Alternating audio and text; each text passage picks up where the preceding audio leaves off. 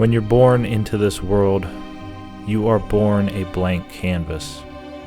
And at an extremely early age, onto that blank canvas, every color and pigment is thrown from every direction, and you have no say, and you don't know any better, and you're helpless to avoid any of it. So many people think that the spiritual journey is one of finding things and building up, but it's more about what we return to. It's about returning that canvas to the state that it was in, clearing off all that was thrown onto it, and all that we ourselves will eventually add to it. And there is only one way to cleanse it.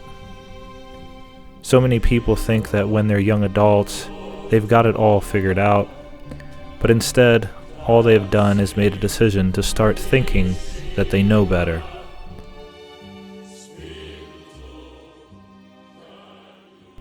And as soon as they start, they've already been colored with 100 colors, smeared with countless ideas, stained with a mess of pigments, plastered with words, and sentence fragments, and slogans, and stuck to them by many adhesives are 1,000 notions from minds they're oblivious to, and spirits they cannot discern.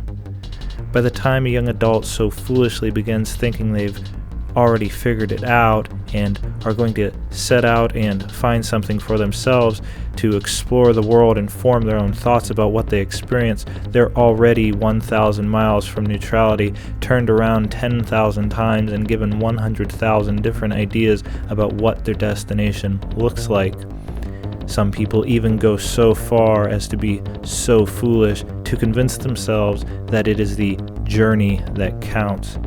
But indeed, there is only one true path, and only one way, and the destination very much matters. Again, the true spiritual goal is not about what we acquire so much as what we shed, so much as what we leave behind.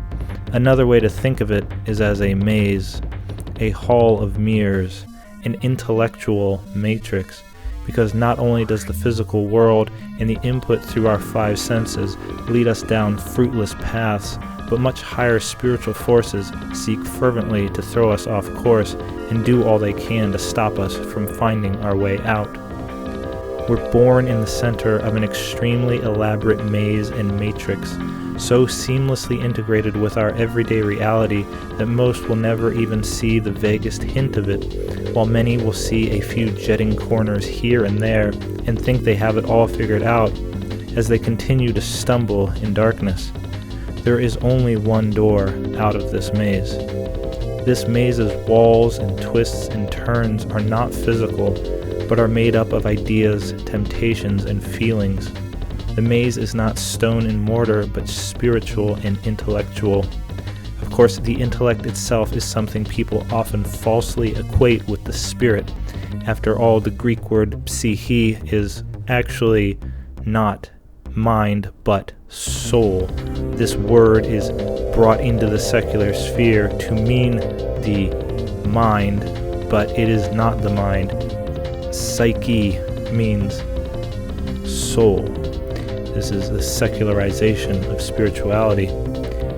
So many people are locked into these ideas, into this intellectual matrix. They will never perceive the spiritual because they'll be lost in this prideful notion of having it all figured out in their heads. At every corner and every segment of this maze, people will be lost for their whole lives. Many people will stay neatly shoulder to shoulder at the center of the maze. A portion will find their way out further, but as you go further and further towards the outside, further towards the true exit, fewer and fewer people will be found. Very few will leave this intellectual maze and matrix, but instead will settle for a lesser truth trapped in the maze.